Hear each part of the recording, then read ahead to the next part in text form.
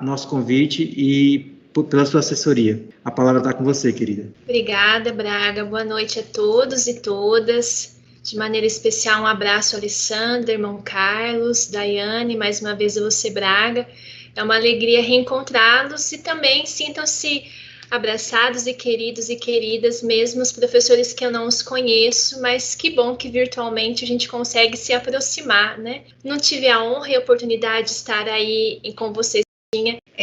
Olha aí, né, o que a tecnologia nos faz. Ao mesmo tempo que estamos os professores que eu não os conheço, mas que bom que virtualmente a gente consegue se aproximar, né? Não tive a honra e a oportunidade de estar aí com vocês em Patamares, mas na escola de Varginha já tive aí essa oportunidade, então um abraço a vocês também, que nós já nos conhecemos um pouquinho, né? Então é também bom me sentir aí em Minas e me sentir na Bahia, em Salvador. Gente, obrigada pela oportunidade do feriado, finalizando a Semana Champanhar. Obrigada por essa oportunidade de crescimento, de troca de saberes. É assim que eu me coloco. Eu pensei em 3 momentos, espero que o tempo nos ajude, tentarei aí correr um pouquinho, porque eu gostaria muito de nós chegarmos no final.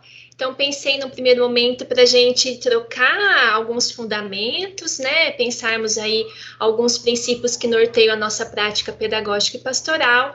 Um segundo momento em que queria trazer umas questões mais práticas e finalizar com uma interação, já que estamos aí numa riqueza de diversidade.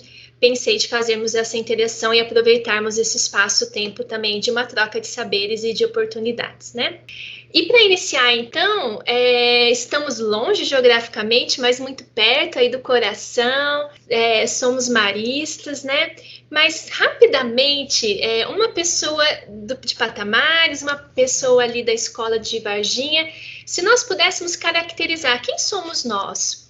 Quem somos nós, Escola Marista de Patamares? Quem somos nós, Escola Marista de Varginha? Se pudéssemos nos caracterizar, traçar um perfil aí desse nosso grupo, quais elementos, quais características nós traríamos? E aí convido uma pessoa de cada unidade para rapidamente aí dizer um pouquinho quem são vocês, que dão vida, sabor, cor e beleza a essas unidades tão lindas que nós temos, né? Quem se habilita a abrir o áudio, quem também quiser ir colocando no chat, eu não tenho acesso, mas pode ir colocando também, mas gostaria que 2 pessoas, se não quiser abrir a câmera não tem problema, mas que pelo menos pudesse aí com a sua voz compartilhar como que você define esse grupo que está em Varginha e esse grupo que está em Salvador. Temos aí 2 pessoas que podem nos ajudar com isso? Quem somos nós? Como que a gente se define? Meu povo não é tão tímido assim não, hein? Tô estranhando. Vamos lá, Camila, você gostaria de ir por Varginha, Camila? Vamos lá. Então deixa eu falar desse povo de Varginha, né? Esse povo, né? Os nossos professores, que eu conheço há pouco tempo, timidamente ainda, né, Daiane? Mas nesses 4 meses que eu estou na escola, não, 5, né? 5 meses que eu estou na escola, vem demonstrando uma característica de abraçar desafios com muita garra, extremamente resilientes, né, no meio de tantas situações que a gente vive diariamente. Uma hora é uma coisa, de repente a gente tem que modificar, e eles sempre se apresentam com muita... abraçando a causa, sempre preocupados com as nossas crianças. Então, são extremamente solidários, fraternos uns com os outros. Então, eu vejo assim uma família, uma irmandade entre o nosso grupo de professores, extremamente bem-humorados, né, irreverentes. Isso é só um pouquinho que eu conheço, né? Acertei, Daiane, as meninas aí. Conhece já, né, Camila? Bacana, tô puxando obrigada. Saco não, hein? Tô puxando sardinha. Obrigada pela sua interação, Camila. E quem aí pode, por Patamares, compartilhar um pouquinho esse jeito de ser de vocês? Quem é essa Bahia de Salvador de Patamares? Eu já falei no chat aqui com o pessoal, já que tá só Salvador, pelo amor de Deus, gente, alguém vai falar, por favor. Sem pressão, né, gente? Se não quiser, a gente toca o barco, mas se tiver alguém, enriquece o momento. Então a gente continua, né? Com as riquezas de Minas, com as riquezas da Bahia, a gente vai fazendo essa boniteza que nós somos enquanto família marista. Acredito que essa identificação de sermos família, de sermos resilientes, de estarmos aí enfrentando os desafios, é muito comum a todos nós, né? E é com essas características que nós vamos enriquecendo e fortalecendo cada vez mais esse jeito bonito de educar e evangelizar, ao qual nós nos desafiamos todos os dias, cotidianamente, né? Então, eu sou Braga, né? Puxou até, tem uma parte na formação que comecei a rir, Braga, quando você foi lá no currículo. Mas eu sou paranaense, sou de uma região do norte-noroeste do estado do Paraná, uma cidade chamada Maringá. Então, colonizada, uma região muito nova, colonizada por paulistas e mineiros. Eu também falo porta, carne, porteira, faz parte aí da minha origem, da minha terra. Então, ele tá ficando um pouco mais fraco, que faz muito tempo que eu tô longe de casa, mas se caso ele aparecer, faz parte aí de mim, não tem como negar a origem, a história e de onde a gente vem, né? E aí, uma coisa também que eu sempre gosto de dizer é que a fruta não cai longe do pé, e em casa não foi diferente, né? Então, eu sou a Lucília, sou filha de pais professores, sou irmã de um professor, cunhada de uma professora, e quem sabe não serei tia de duas lindas professoras, a Olivia de 5 anos e a Clara de 3, que são as minhas sobrinhas, né? Então, a educação faz parte da família, do sangue, e tenho muito orgulho de estar na educação e de ser professora, pedagoga e pastoralista. É algo que me realiza e me ajuda a crescer enquanto pessoa. Então, esse é um pouquinho de mim, da minha história, que vou compartilhando com vocês. E para a gente iniciar o nosso bate-papo, vou aqui projetar, então, a minha tela, né? E essa parte Braga já falou. Essa noite nós vamos, então, pensar um pouquinho juntos, dialogar, refletir sobre essa possibilidade desse currículo evangelizador no nosso ambiente marista, que tem uma característica muito peculiar e muito próspera, né? Muito específica, perdão. E para iniciar, queria então, esse primeiro momento, como eu disse, mais de fundamentos e premissas.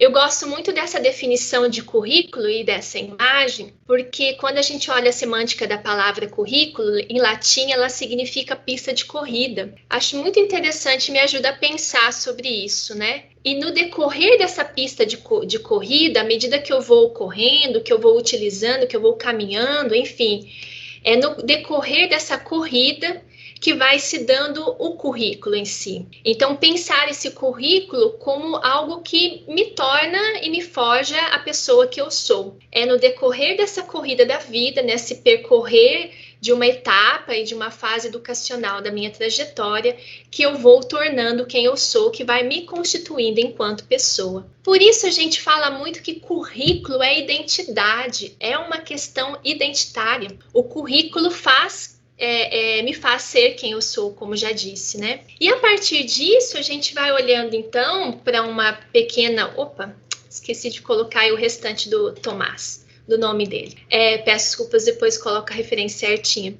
E a partir disso, então, olhando para o currículo como identidade, como algo que revela quem eu sou, né? Se nós pensamos aí que uma criança, ela entra com 1 ou 2 anos e finaliza a primeira parte aí da sua educação básica com 16, 17 anos, é uma trajetória, é um percurso, é um caminho percorrido, né? E por isso que a gente pensa, então, que currículo é lugar, é espaço, é território. E aí te convido a pensar o espaço físico onde a escola de Varginha está localizada, a estrutura física dessa escola. Também te convido a pensar a estrutura física do Colégio de Patamares, o lugar onde vocês estão localizados aí na cidade. Isso diz muito de quem nós somos, diz muito da nossa identidade e da finalidade dessa escola, dessa instituição educacional.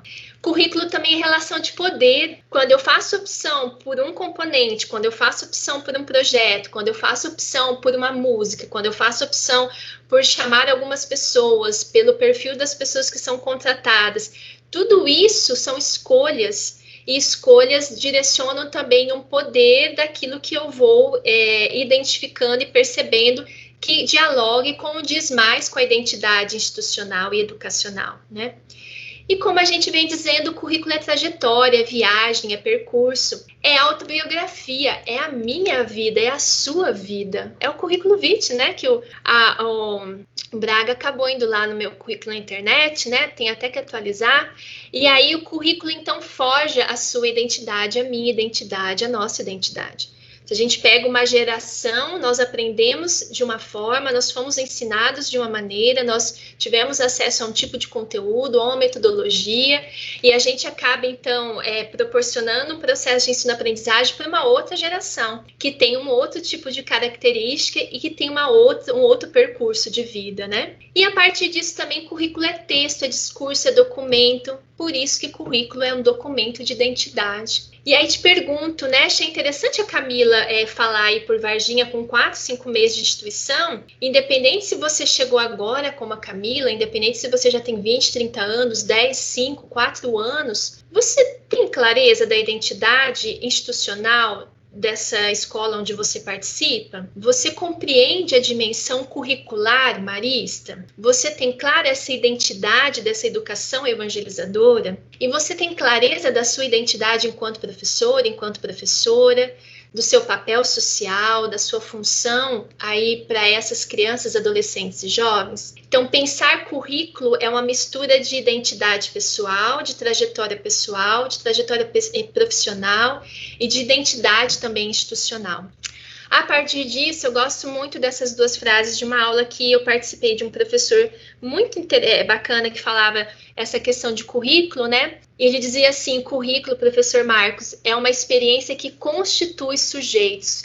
Experimentar, experiência. Educação infantil, 5 campos de experiências, né? A gente vem falando muito de metodologias ativas, colocar o aluno no centro e propor experiências, uma aprendizagem que faz com que ele seja autônomo, protagonista, mediado, mas que possa experimentar. Então, esse verbo, ele é muito importante para nós hoje e vai nos acompanhar ao longo desse nosso diálogo. Então, currículo é propor experiências e essas experiências que vão forjando o ser humano.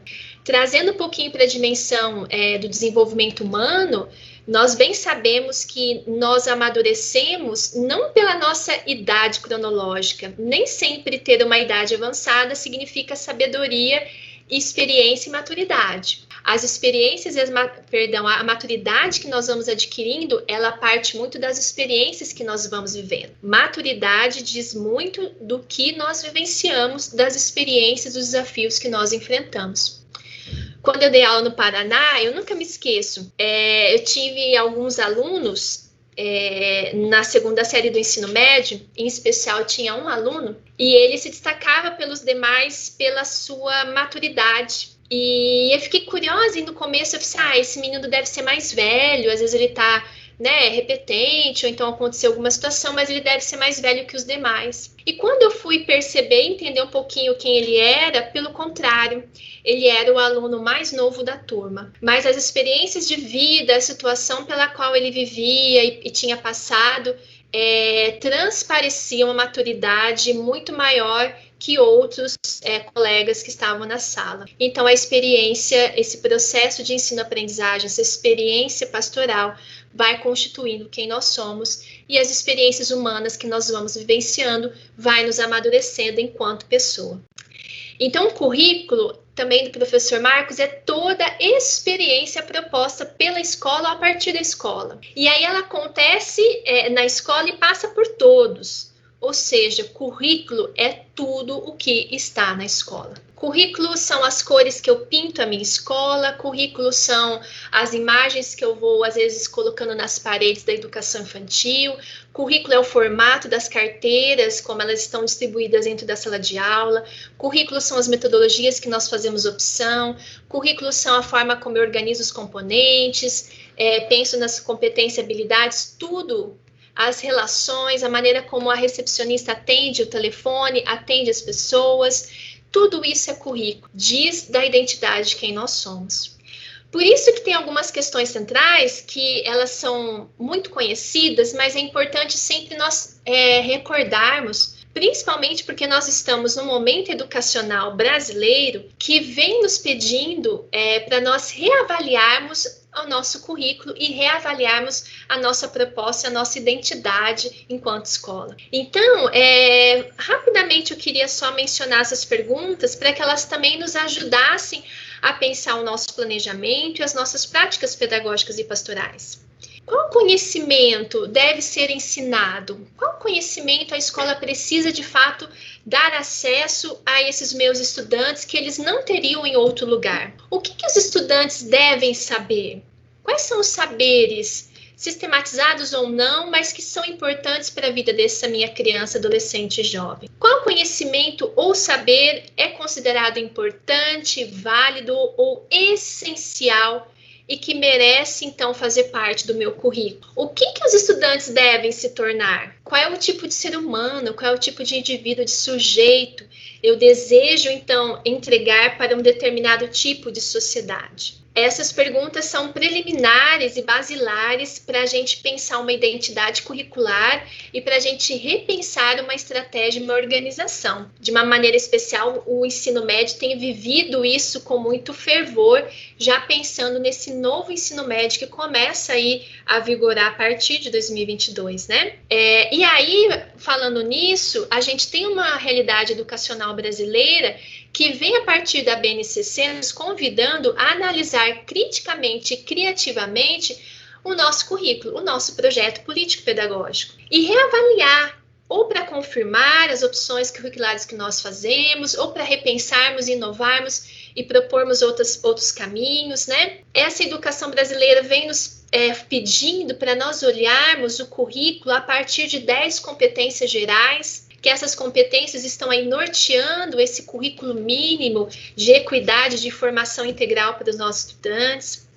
Vem pedindo para que a educação infantil garanta, né, os direitos prioritários das crianças, conviver, brincar, participar, explorar, expressar e conhecer-se.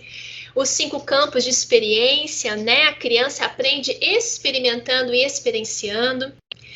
Ensino médio, uma forma muito importante, especial vocês nesse tempo agora, a educação brasileira vem dizendo, olha, o currículo do ensino médio precisa ser flexível, nós precisamos, então, ter essa flexibilidade para desenvolvermos e possibilitarmos o protagonismo juvenil, que implica aí nesse projeto de vida desse meu estudante, e tudo isso em prol de uma formação integral no desenvolvimento da inteireza do ser humano, que não é apenas intelecto, mas tem um corpo, e tem as suas emoções, e tem os seus sentimentos, e tem também os seus pensamentos, essa integralidade que vai dando a dimensão do ser humano. E essa metáfora da física, né? E não vou entrar, e professores da física me desculpem qualquer coisa, mas não é muito a minha área. Mas essa metáfora eu acho muito interessante para a gente pensar isso que a gente vem dizendo, né? Antigamente nos circos era muito comum ter um homem-bala que entrava no canhão e era aí, né, direcionado e jogado a um alvo, aí, um lugar para que ele caia com segurança, né? E para a gente, então, ter esse êxito para atingir o alvo, o objetivo, esse homem-bala cai ali no lugar devido, o canhão tem que ter uma base, tem que ter um ângulo, tem que ter uma métrica aí para poder atingir esse objetivo, né? E quando a gente pensa, então, nessa base e a gente traz para a nossa realidade educacional, a gente parte, então, e pensa um projeto político-pedagógico, no nosso caso, um projeto político-pedagógico pastoral, a gente sempre parte da pergunta onde estamos. Isso também vale para o projeto de vida, para o seu projeto de vida, para o meu projeto de vida, para o projeto de vida dos nossos estudantes, né? Onde que nós estamos? Onde eu estou? Onde eu estou enquanto pessoa humana, enquanto mulher, enquanto companheira, enquanto parte profissional, relacionamentos, perspectivas para o futuro, onde eu estou? Onde eu estou enquanto escola em Salvador, Varginha, Estado, Brasil? Onde eu estou, essa minha criança? Onde essa minha criança e adolescente está? Quem é esse meu perfil de alunado? Quem é essa criança que está comigo hoje? E aí a gente tem que partir dessa pergunta para a gente não ficar tirando um monte de canhão, um monte de bala, jogando homem-bala para tudo quanto é lugar e não atingindo o alvo, mas de fato alinhar essa base para chegarmos ao nosso objetivo, que o nosso objetivo então é esse protagonismo infanto-juvenil. Nós queremos chegar, e aí eu já inicio, né? Que tipo de criança, e aí educação infantil, anos iniciais, a gente educa hoje pensando lá no amanhã. Que tipo de criança eu vou educar na educação infantil da escola de Varginha, um público de uma vulnerabilidade social grande? Que tipo de criança e que tipo de educação eu proponho pensando no jovem, no adolescente, no adulto, que eu gostaria e que nós, enquanto instituição, queremos, então, que essa criança, esse jovem, seja depois entregue, eu digo, por uma finalização de uma etapa da educação, né?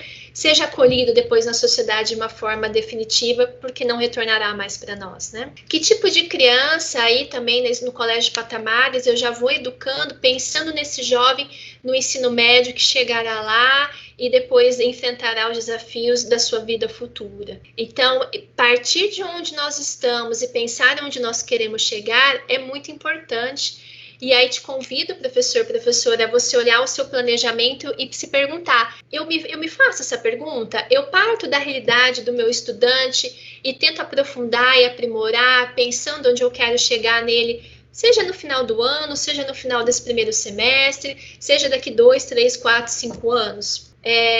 Pensar currículo também nos leva a esse tipo de movimento. E aí, nós da pedagogia marista, a gente pensa o nosso currículo e pensa onde estamos e onde queremos chegar a partir da educação integral marista. E aí, gente, isso não é novo para nós. Desde 2010 e muito antes, mas aí de 2010 o nosso documento que, né, basilar aí que orienta toda a nossa proposta pedagógica, Projeto Educativo do Brasil Marista, fala que a finalidade da pedagogia marista é a educação integral. O nosso currículo parte dessa perspectiva. E olha que bacana, o nosso currículo, sim, construir, forjar, ajudar, permear as identidades, as subjetividades, as personalidades dos nossos estudantes. E aí eu te pergunto mais uma vez, conscientemente, ao preparar as suas aulas, ao pensar as propostas pastorais, você intencionalmente se dá conta que toda essa proposta de ensino-aprendizagem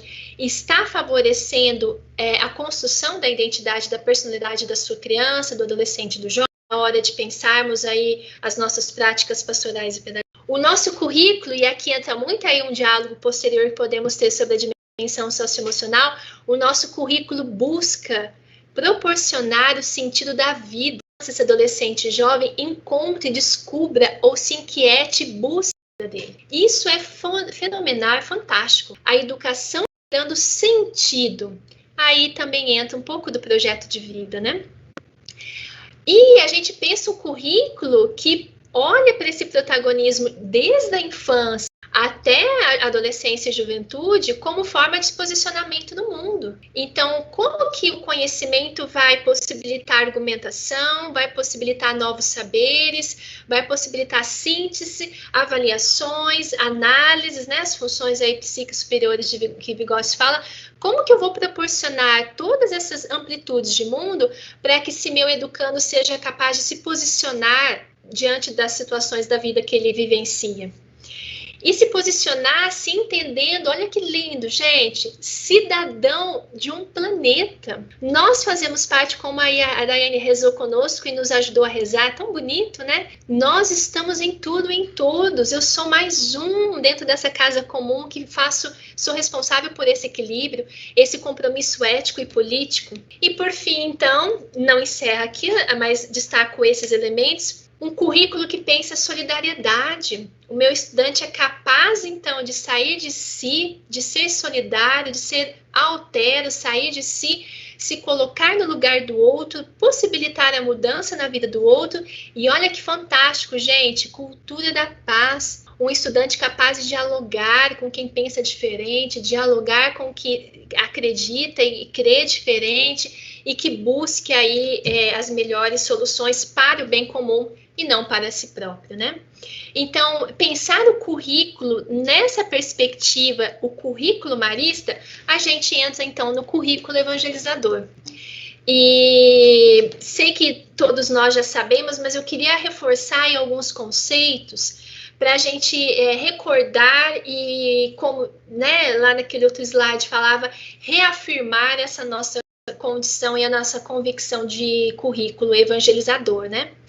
Então, o currículo evangelizador, ele é uma interlocução entre o saber e a tradição humanista cristã, entre a viva cristã que nós carregamos pelo carisma e espiritualidade marista. É uma interlocução, é um diálogo, um complementa o outro, um favorece e ajuda o outro a crescer, a olhar a perspectiva da vida e a se complementar. Então, é um fruto de um exercício dialógico, é um diálogo. Eu complemento com isso, eu ajuda a pensar nessa perspectiva e assim a gente vai caminhando juntos. Sempre articulando fé, cultura e vida. Esses três não se separam. Não tem como a gente olhar para a realidade humana sem entender elementos da fé imbricados na cultura, imbricados na vida. Não tem. E tudo isso pensando nessa formação integral, nessa inteireza e integralidade aí dos nossos estudantes. Por isso, professores e professoras, né, queria também recordar, nós não estamos aqui para converter ninguém. Currículo evangelizador, quando eu falo essa palavra, eu não estou desejando que ninguém se converta a nada.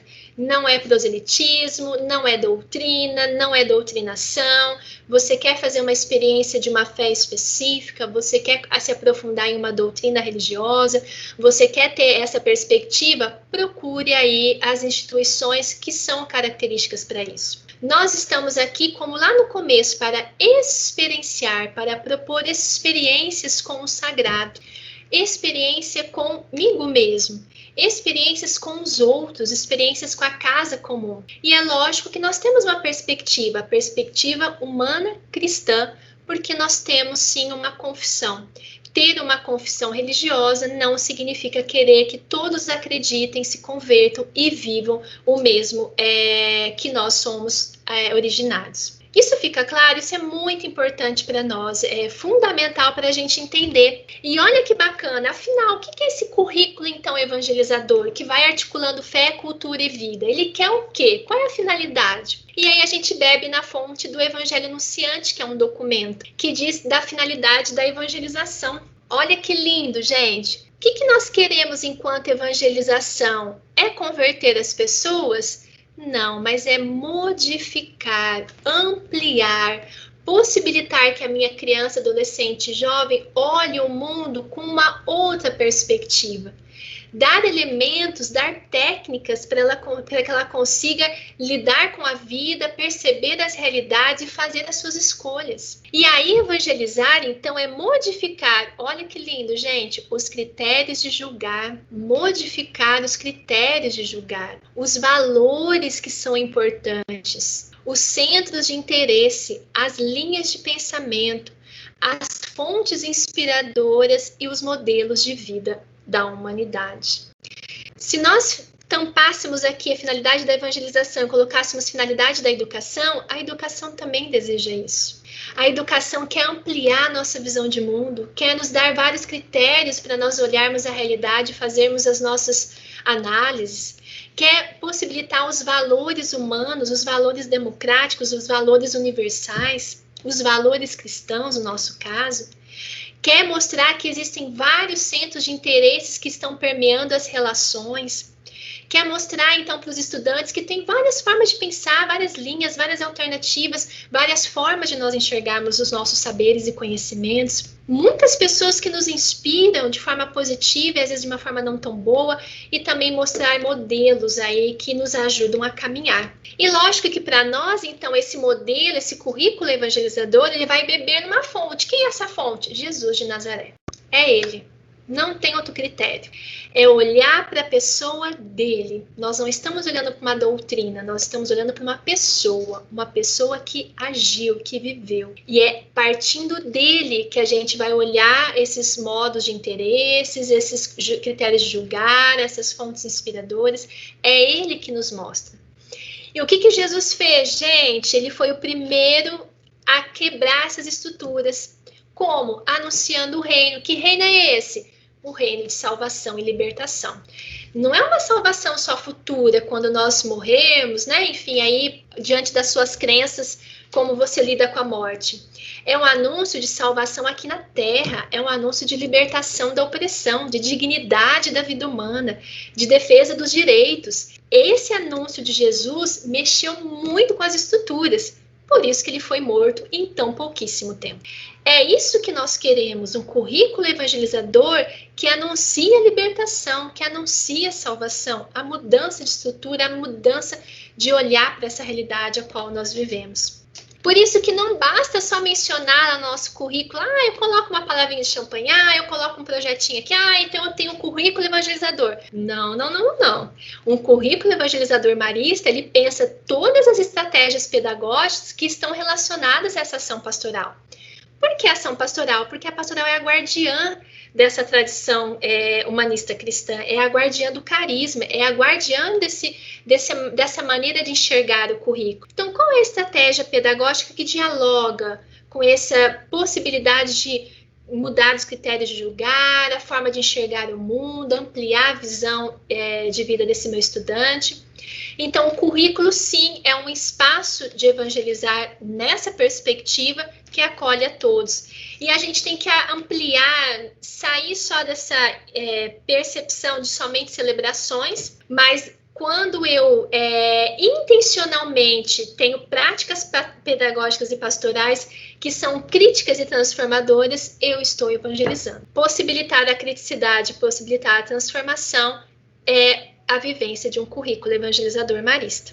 Então, assim, para finalizar essa primeira parte, né, os processos pastorais pedagógicos, eles caminham juntos, lado a lado. Um relacionando com o outro, né, e articulando, então, nós sujeitos de evangelização, porque eu sou uma sujeita de evangelização, você, professor, professora, você é sujeito de evangelização, todos nós.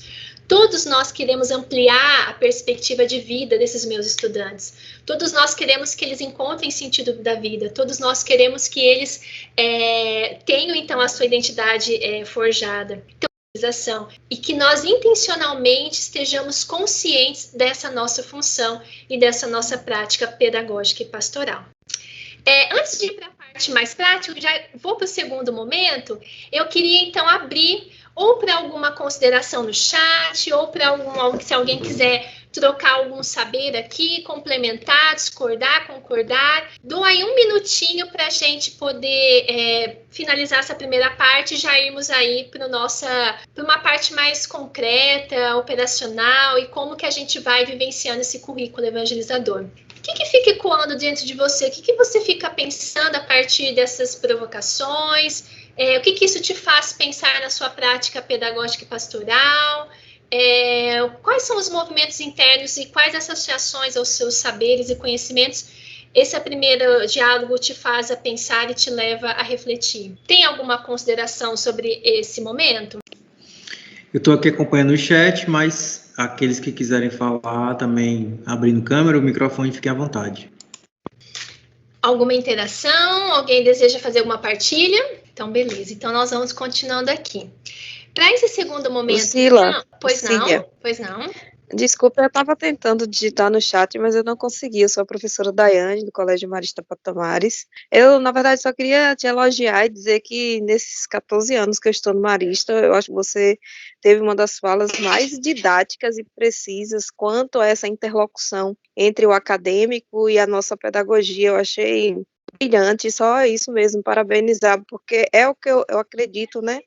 Todas as nossas discussões que humanizam, elas são evangelizadoras, e muitas vezes a gente tem uma percepção do senso comum que é muito equivocada, né? Que relaciona como se fosse uma coisa mais doutrinária. E até sabemos que a legislação não permite isso, mas no fundo, até pelo nosso imaginário cristão, a gente termina confundindo um pouco, e eu sempre acreditei nisso, não. Eu acho que o que o marista mais faz de evangelizador é promover essa discussão que faz com que nós convivamos melhor, com respeito à diversidade, com a denúncia quanto à desigualdade social, quantas estratégias de querer impor um discurso que é um discurso que inverte a realidade, como a da questão da redução da maioridade penal, e tudo isso é evangelizar. Então, só agradecer mesmo, muito obrigada pela sua fala. Eu que agradeço, professora Daiane, perfeita a sua colocação, total de acordo.